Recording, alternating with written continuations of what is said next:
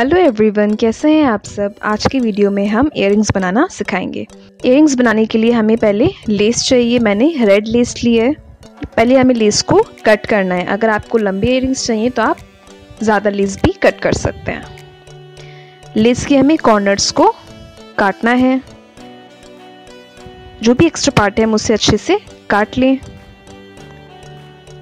Corners हमें बहुत ही अच्छे से काटने हैं।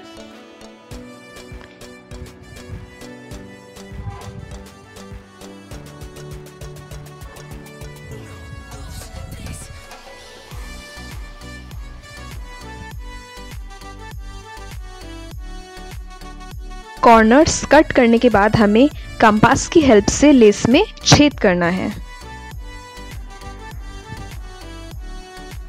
होल करने के बाद हमें फ्लोरल स्टील वायर 4 सेंटीमीटर का कट करके इस छेद में से डालना है। उसके बाद हमें इसे पीछे से टर्न करना है। फ्लैट नोज प्लायर की हेल्प से हमें वायर को अच्छे से मोड़ना है और इसके एंड्स को लॉक करना है। और अब हमें वायर को ऊपर से मोड़ना है ताकि ये पार्ट हमारे कान में चला जाए।